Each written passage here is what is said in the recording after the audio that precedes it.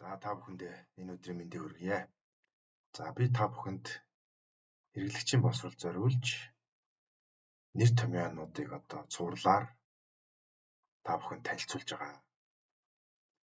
За өнөөдрийн сэдэв бол хэрэгцээ гэж юу вэ?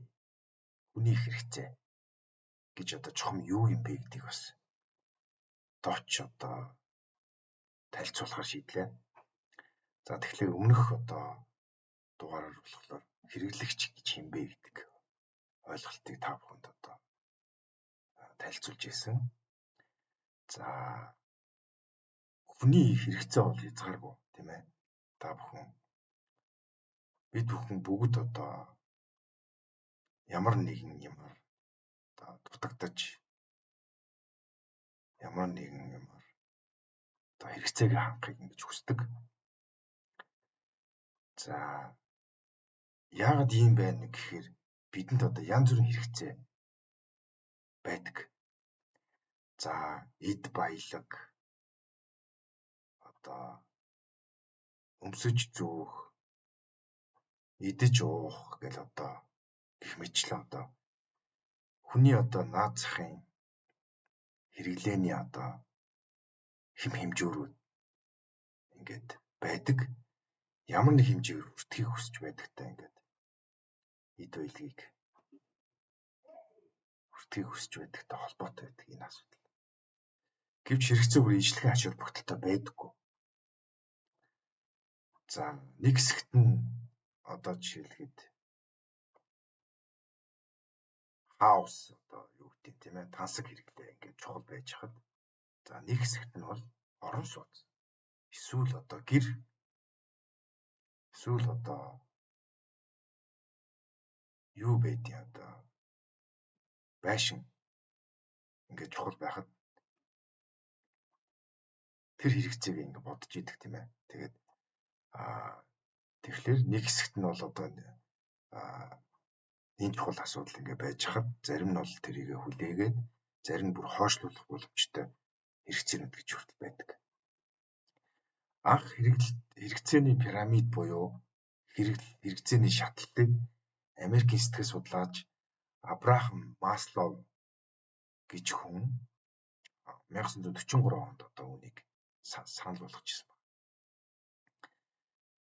Энэ хэрэгцээний пирамид нь төдийлөн болсонгүй зүйл биш боловч хүний үндсэн хэрэгцээнүүд тэдгээрийн хоорондын уялдаа холбооны талаар төсөөллийг гаргаснараа бол ач холбогдолтой гэж үзэж байгаа. Та бүхэн энэ хэрэгцээний пирамидыг харж байна. Энийг бас Маслоус пирамид гэж бас хэлдэг. За ингээд пирамидын хамгийн доотлын суурь хэсэгт бол хүний физиологийн хэрэгцээ гэж байна. Хамгийн чухал.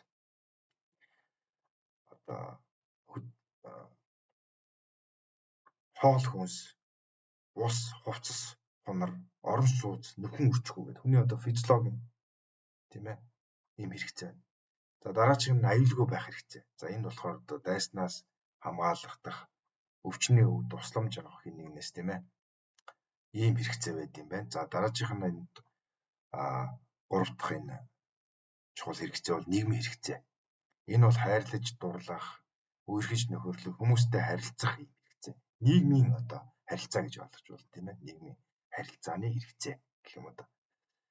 За хоёр дахь юу нь болохоор энэ өөрийгөө хүндэтгүүлэх, анхааруулах хэрэгцээ гэж байна. Тэгэхээр ер нь бол нийгэмд яг нэг ийм юм дутагдчихад байгаа тийм ээ та бүхэн. Мэдээж тухайн хүний өсч өндийсэн орон зай эцэг эхээс өгсөн хүмүүжил за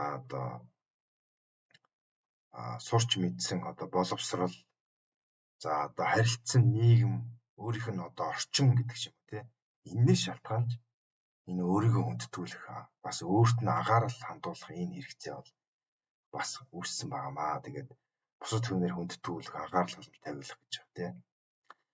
Тэгэхээр энэ хэрэгцээ бол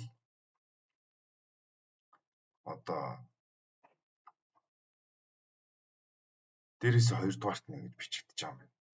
За өөрийгөө илрүүлэн харуулах хэрэгтэй гэж байгаа. За энэ болохоор ер нь бол бас хүний одоо өөрийн одоо эго гэх юм уу ийм амбицтай бас шууд холбоотой гэж бодож байгаа. За энэ бол зайлшгүй одоо нийгэмд бас өөрийнхөө чадварыг бас харуулах юм боломж. Өөрийн боловцоо авиасыг хөгжүүлэх, түүнийг идэвхтэй ашиглах гэж ингэж томьёосон байна. Тэгэхээр Масловын одоо пирамид бол ийм одоо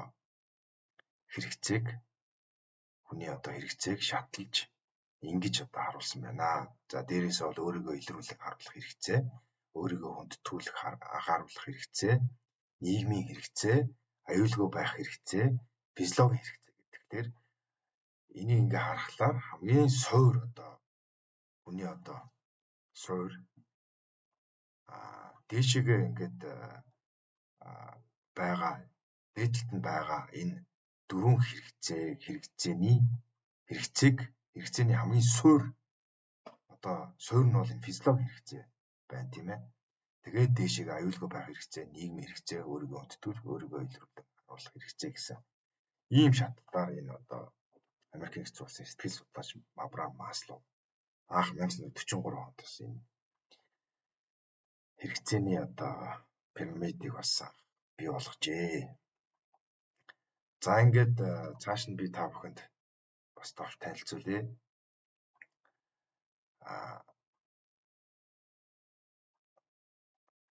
За Маслоу үндэс суураас эхлээд физиологийн хэрэгцээ, аюулгүй байх хэрэгцээ, нийгмийн хэрэгцээ, өөрийгөө хүндэтгэх хэрэгцээ, өөрийгөө таниулах хэрэгцээ гэсэн үндсэн 5 хэрэгцээний шатлалыг бол гаргасан тийм ээ. За тэгээ энэ онолын дагуу дараагийн шатанд сэтэл бий болохын тулд өмнөх үе шат бүрийг хувь хүн хагасан байх ёстой гэсэн үг юм гэж байна. Тэгэхээр юуг хэлж ийн гэхээр ер нь бол нэг хувь хүн одоо хувь хүний хөгжилч гэж ярьж байгаа тийм ээ. Тэгэхээр ямар нэгэн хүн насанд хүрсэн хүн бол энэ одоо хэрэгцээний шатлалыг одоо бүрэн дамжсан хэмжээнд байж иж энэ хэрэгцээгнийхээ одоо шатлалыг одоо дамжиж хангагдах ёстой байна гэж үзэж байгаа. За тэгээд эдгээр одоо хувь хүний өвшин бүрэн хувь хүн шатлсан шатлалаа гүйцээхэнд бол хангагдсан байх ёстой. Тодорхой хэмжээний дотоод мэдрэмжийг агуулдаг. Маслоугийн шатлалын зорилго бол өөрийгөө танин мэдэх хүн түвшинд хүрэх явдал гэж үзсэн байна. Хэрэгцээнд тулгуурлаж хүний хэрэглээ ямар байх нь шууд шалтгаална. Хэрэглээ гэдэг ойлголтыг нь би ингээд та бүхэндээ дараагийн хэсэгт танилцуулнаа. За ингээд анхаарал хандуулсанд баярлалаа.